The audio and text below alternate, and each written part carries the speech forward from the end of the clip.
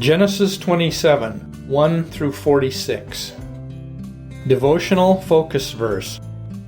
And Rebekah took goodly raiment of her eldest son Esau, which were with her in the house, and put them upon Jacob her younger son. And she put the skins of the kids of the goats upon his hands, and upon the smooth of his neck. And she gave the savoury meat and the bread, which she had prepared, into the hand of her son Jacob. Genesis 27:15 through 17. Have you ever heard it said, "The end justifies the means"? Seemingly, that was Rebekah's perspective in this sad segment of the chosen family's history. When she heard that Isaac was preparing to bestow a blessing on Esau, she took matters into her own hands. Since the birthright had already been promised to Jacob, there was no need for Rebekah to connive. God had the situation under control, no matter what Isaac's intention was concerning his sons. Perhaps Rebekah thought that if she did not step in, something would circumvent what God had promised. Whatever her reasoning, she devised her own plan and resorted to doing wrong to try to bring about what God had already said would happen. No matter how worthy we think our goals, we must be careful about how we attempt to achieve them. God has a perfect plan for each of our lives, and if we submit to Him, He will bring that plan to pass, sometimes in ways that later amaze us. At times, we may find it difficult to wait on God's will. We may wonder if He has forgotten about us, even if only momentarily, and the temptation may come, as it apparently did for Rebekah, to help God work it out the way we think it should be, or according to our timetable. There is nothing wrong with taking action toward reaching a goal, but first we must be certain that the goal is part of God's plan for us. Then, any action we take toward that goal should be at God's direction. We must never step out on our own, feeling that because the goal is so good, any effort made in that direction must be justifiable. It is never right to cut moral or ethical corners. Would God approve of the goals you are reaching toward? Would He approve of the methods you are using to attain them? Background information. Although Jacob and Esau were twins, they were very different, not only in appearance, but also in lifestyle and character. Esau, the hunter, was his father's favorite. Jacob, whom the Bible describes as a plain man dwelling in tents, was the clear favorite of his mother. See Genesis 25:27.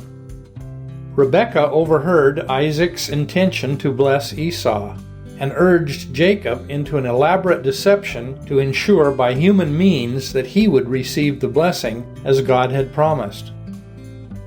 As was the custom of the day, before Isaac passed from this world, he called his elder son to him to give the blessing.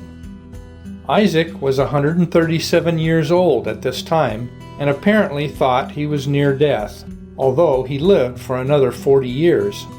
See Genesis 35:28. Esau and Jacob were 77 years old. No doubt Isaac was aware that before his sons were born, God had told Rebekah, "The elder shall serve the younger." See Genesis 25:23. It is unknown whether Isaac was aware that Esau had earlier sold his birthright to Jacob for pottage. With the blessing came the leadership of the family, and Isaac's benediction included rich crops and the rule over nations. The pronouncement closed with, "Cursed be every one that curseth thee, and blessed be he that blesseth thee." Once the blessing had been bestowed, it could not be retracted. When Esau discovered that Jacob had received the birthright, he pled for a blessing. Isaac told him, "Thy dwelling shall be the fatness of the earth." Commentators indicate this could actually read, "away from the fatness." The Edomites, who were Esau's descendants, lived in an area that was not as productive as Canaan, and in later years Israel often ruled Edom. No doubt this statement added to Esau's hatred and desire for vengeance against his brother. To deliver Jacob from Esau's wrath, Rebekah developed another plan. Although she thought Jacob would be gone only a few days, it was 20 years before he returned to Canaan. Most scholars believe Rebekah had died by that time, for there is no reference to Jacob ever seeing her again. Conclusion: man can never improve on God's way and God's timing. We want to remember that we can trust Him to work out the details of our lives. Genesis chapter 27. And it came to pass, that when Isaac was old, and his eyes were dim, so that he could not see, he called Esau his eldest son, and said unto him, My son. And he said unto him, Behold, here am I. And he said, Behold now, I am old, I know not the day of my death. Now therefore take, I pray thee, thy weapons, thy quiver and thy bow, and go out to the field, and take me some venison. And make me savoury meat, such as I love, and bring it to me, that I may eat, that my soul may bless thee before I die. And Rebekah heard when Isaac spake to Esau his son. And Esau went to the field to hunt for venison, and to bring it. And Rebekah spake unto Jacob her son, saying, Behold, I heard thy father speak unto Esau thy brother, saying, Bring me venison, and make me savoury meat, that I may eat, and bless thee before the Lord before my death. Now therefore, my son, obey my voice according to that which I command thee. Go now to the flock, and fetch me from thence 2 good kids of the goats, and I will make them savoury meat for thy father, such as he loveth. And thou shalt bring it to thy father, that he may eat, and that he may bless thee before his death. And Jacob said to Rebekah his mother, Behold, Esau my brother is a hairy man, and I am a smooth man. My father peradventure will feel me, and I shall seem to him as a deceiver, and I shall bring a curse upon me, and not a blessing. And his mother said unto him, Upon me be thy curse, my son, only obey my voice, and go fetch me them. And he went, and fetched, and brought them to his mother, and his mother made savoury meat, such as his father loved. And Rebekah took goodly raiment of her eldest son Esau, which were with her in the house, and put them upon Jacob her younger son. And she put the skins of the kids of the goats upon his hands, and upon the smooth of his neck. And she gave the savoury meat and the bread, which she had prepared, into the hand of her son Jacob. And he came unto his father, and said, My father. And he said, Here am I, who art thou, my son? And Jacob said unto his father, I am Esau thy firstborn, I have done according as thou badest me. Arise, I pray thee, sit and eat of my venison, that thy soul may bless me. And Isaac said unto his son, How is it that thou hast found it so quickly, my son? And he said, Because the Lord thy God brought it to me. And Isaac said unto Jacob, Come near, I pray thee, that I may feel thee, my son, whether thou be my very son Esau or not. And Jacob went near unto Isaac his father, and he felt him, and said, The voice is Jacob's voice, but the hands are the hands of Esau. And he discerned him not, because his hands were hairy, as his brother Esau's hands, so he blessed him. And he said, Art thou my very son Esau? And he said, I am. And he said, Bring it near to me, and I will eat of my son's venison, that my soul may bless thee. And he brought it near to him, and he did eat, and he brought him wine and he drank. And his father Isaac said unto him, Come near now, and kiss me, my son. And he came near, and kissed him, and he smelled the smell of his raiment, and blessed him, and said, See, the smell of my son is as the smell of a field which the Lord hath blessed. Therefore God give thee of the dew of heaven, and the fatness of the earth, and plenty of corn and wine. Let people serve thee, and nations bow down to thee, be Lord over thy brethren, and let thy mother's sons bow down to thee. Cursed be every one that curseth thee, and blessed be he that blesseth thee. And it came to pass, as soon as Isaac had made an end of blessing Jacob, and Jacob was yet scarce gone out from the presence of Isaac his father, that Esau his brother came in from his hunting.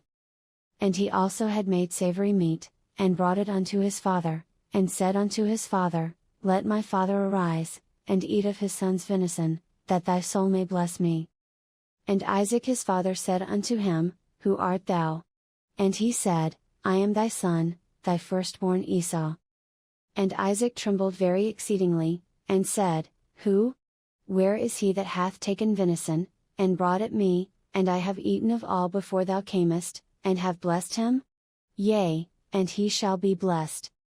And when Esau heard the words of his father, he cried with a great and exceeding bitter cry, and said unto his father, Bless me, even me also, O my father. And he said, Thy brother came with subtlety, and hath taken away thy blessing. And he said, Is not he rightly named Jacob? For he hath supplanted me these 2 times, he took away my birthright, and, behold, now he hath taken away my blessing. And he said, Hast thou not reserved a blessing for me? And Isaac answered and said unto Esau, Behold, I have made him thy lord, and all his brethren have I given to him for servants, and with corn and wine have I sustained him, and what shall I do now unto thee, my son? And Esau said unto his father, Hast thou but one blessing, my father? Bless me, even me also, O my father. And Esau lifted up his voice, and wept. And Isaac his father answered and said unto him, Behold, thy dwelling shall be the fatness of the earth, and of the dew of heaven from above. And by thy sword shalt thou live, and shalt serve thy brother, and it shall come to pass when thou shalt have the dominion, that thou shalt break his yoke from off thy neck. And Esau hated Jacob because of the blessing wherewith his father blessed him, and Esau said in his heart, The days of mourning for my father are at hand, then will I slay my brother Jacob.